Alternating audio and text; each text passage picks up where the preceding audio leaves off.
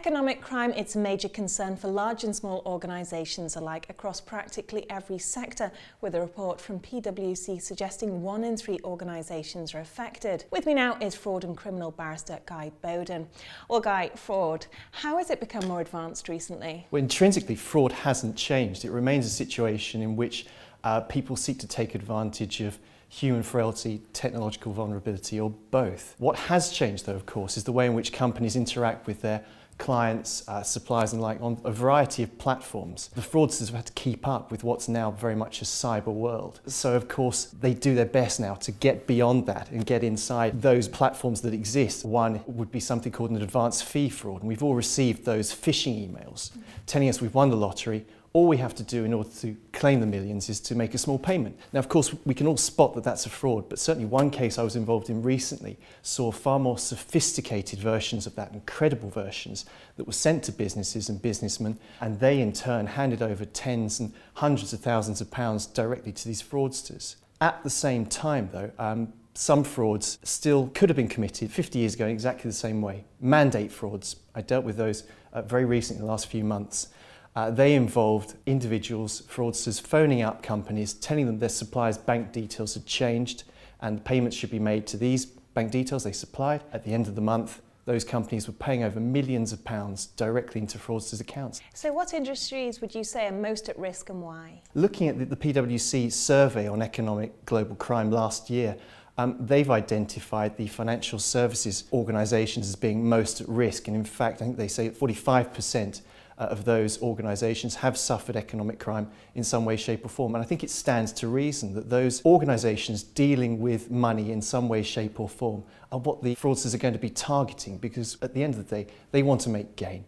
And the most direct way of doing that is to go where there is the cold, hard cash. How does the risk analyst in the financial services industry weigh up internal fraud? An important concern for the operational risk analyst is going to be internal fraud and those who are within the company and have the means of bypassing and evading the checks that exist within those companies. And they have to keep an eye on exactly what's going on, because it can have a huge impact upon the economics of that company and also the reputation.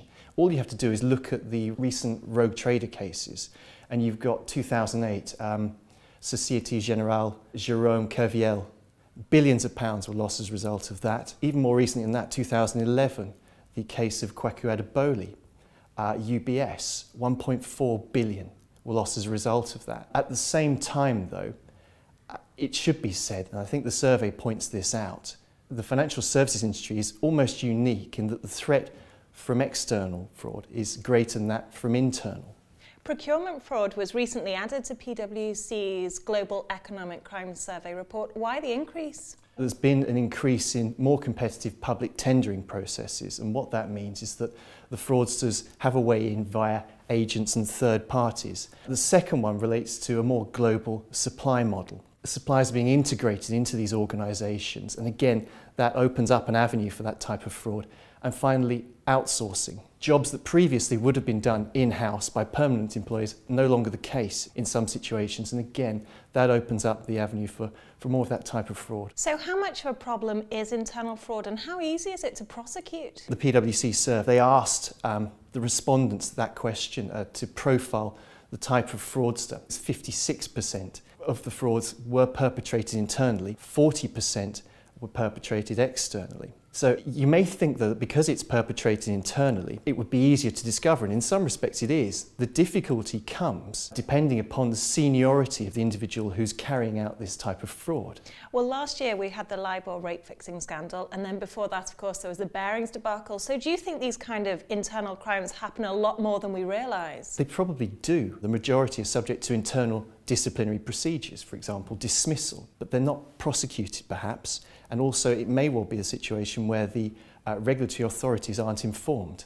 Well, the LIBOR rate fixing scandal was an example of organisations colluding. How does this happen? Cartels, price fixing, market abuse, it all can be incredibly lucrative if the regulators don't find out. It appears, looking at that situation, that there were vulnerabilities in compliance, risk management and internal controls. And on to Nick Leeson bringing Barings to its knees. How does this happen on such a massive scale? Well, again, that was a lack of control simply within Barings, because with the Barings situation in Nick Leeson, he seemed to be the only person who knew the full picture. He concealed his losses in 2 separate accounts which had different managers.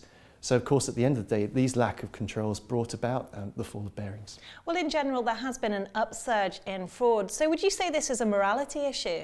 I don't think so. I think it's more perhaps an indication of the fact that these companies are engaging with new technologies, new platforms, for example the cloud and mobile devices. So what's the typical characteristics of fraudsters? Well, looking at that global economic survey, they asked those who'd been the victims of economic crime to identify the perpetrator, and in essence they appear to be middle-aged male, have a college education or higher, and have significant tenure within the firm. So finally, what advice would you give to companies to stay safe? You can't eliminate fraud completely. There's no way of doing that. People are always going to try and get what isn't theirs. It's all about the internal controls and doing all you can. Now, the survey suggests that data analysis is actually doing a good job at mitigating and preventing some of these frauds, so that's probably an avenue worth exploring more.